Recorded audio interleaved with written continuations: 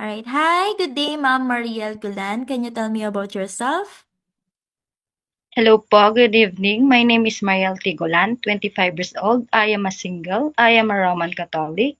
I am a college graduate with a degree of Bachelor of Science in Industrial Technology, major in Food Service Management. I have three brothers and two sisters. I am the third child among my siblings. All right, thank you. And then how would you describe yourself? Mom and sir, I am a hardworking, trustworthy, flexible, honest, and patient.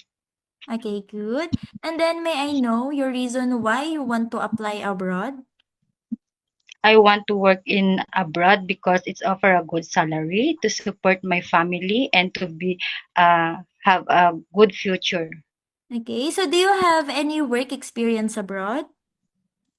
No, I don't have, but I have experience here in the Philippines from August 2022 to February 2026. All right, so did you finish your contract?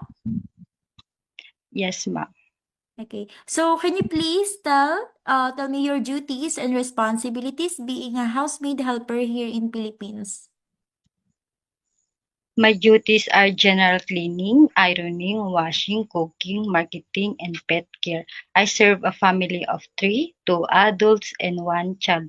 But my top priorities is to take care of child. I give him milk on time, vitamins and medicines based on the doctor's prescriptions, and also join him play inside outside home. All right, good. And then, are you willing to take care of small children, newborn baby, or elderly person abroad? Yes, ma'am.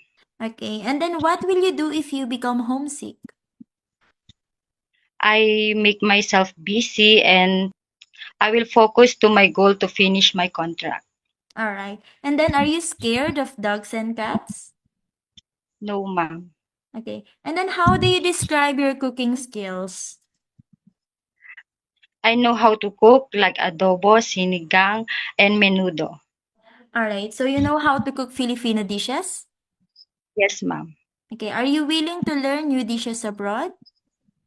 Yes, ma'am, I'm willing to learn. Okay, so do you have any food allergy? No, ma'am. Do you eat everything?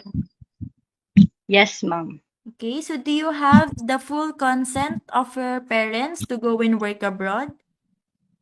Yes, ma'am, 100%. Okay, so do you promise to be honest and loyal to your employer? Yes, ma'am. Do you drink alcohol? No, ma'am. How about smoking? No, ma'am. Do you have any body tattoo? No, ma'am. Do you have any history of surgery or serious sickness in the past? Yes, ma'am, I have when I was 6 years old is a cyst under my belly part, but I'm able to work, fit to work All right. So, when did you have a surgery? when I was 6 years old.